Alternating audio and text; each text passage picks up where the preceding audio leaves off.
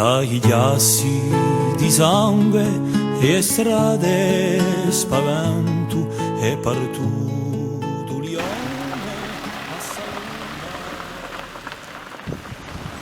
Alors aujourd'hui nous partons à la recherche de l'Aphanus de Corse, un poisson de la famille des Cyprinodontidae. Ce poisson nous intéresse parce qu'il est rare, mais les possibilités d'observation sont limitées. Alors il est présent sur tout le pourtour méditerranéen jusqu'en Turquie, ainsi que sur les îles d'Elbe, de Sardaigne, de Crète, de Malte et de Chypre. Alors sauf en Espagne, où il est remplacé par l'Aphanus iberus. Alors en Corse, l'espèce est présente dans les eaux douces ou saumâtres des plans d'eau littoraux de la plaine orientale, comme l'étang de Bigouille, de Pal, de Giane et ici, en Corse du Sud, sur l'étang d'Arras ou à San Cipriano. Cette espèce, elle est capable de survivre dans les conditions extrêmes des lagunes, une anoxie nocturne, une salinité très importante de l'ordre de 80 grammes par litre et des températures pouvant atteindre jusqu'à 35 degrés Celsius. C'est une espèce au tempérament plutôt vif avec des déplacements saccadés. Alors, on peut distinguer les mâles des femelles grâce à un dimorphisme sexuel marqué.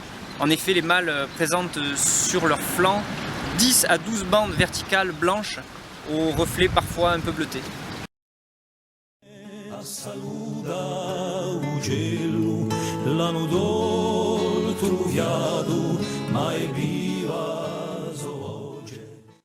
On en trouve là, est-ce qu'on reste, on privilégie ici et on tape pas là?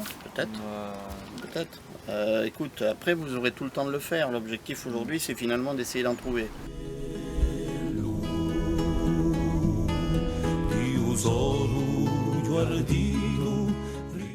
Alors le poisson est ovipare, il va se reproduire d'avril à septembre dans les herbiers. La femelle va pondre une centaine d'œufs sur les plantes aquatiques, dans les bordures, et 2 semaines après, les œufs vont éclore.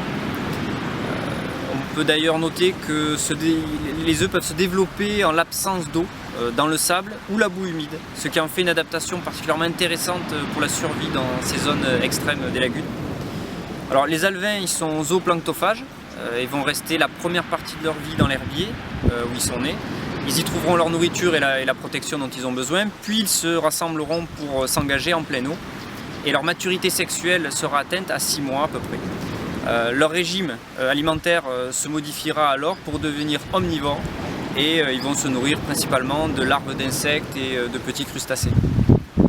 Alors ici à San Cipriano, Natura 2000 a permis entre autres de le recenser et réglementairement de le protéger. Il est en annexe 2 de la Convention de Barcelone et de Berne. Il est également en annexe 2 de la directive Habitat Faune Flore. Il est enfin classé vulnérable au niveau national et en préoccupation mineure pour l'IUCN. Donc l'objectif de la journée aujourd'hui était d'essayer d'approcher des milieux littoraux sur lesquels nos moyens d'investigation technique ne nous permettent pas d'aller apprécier la réalité des peuplements de poissons. Et donc aujourd'hui on a associé 2 techniques.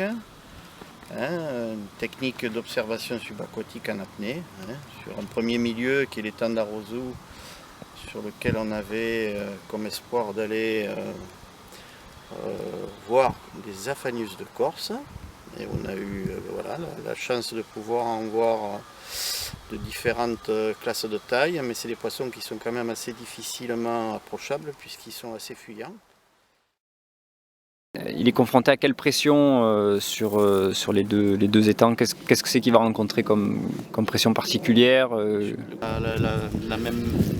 Tout ce qu'on peut trouver sur les zones littorales, la pression de remblaiement, l'étang, il a été finalement, on a fait une route au milieu. À mon avis, il ne devait pas exister, la route était... Non, d'ailleurs le gros, il paraît qu'il était au milieu avant, il n'était pas tout au fond comme ça. Ouais. Et là, il y a un projet de remise en eau de cet étang d'Arras. D'accord. Toute l'arrière pour justement retrouver des surfaces suffisantes.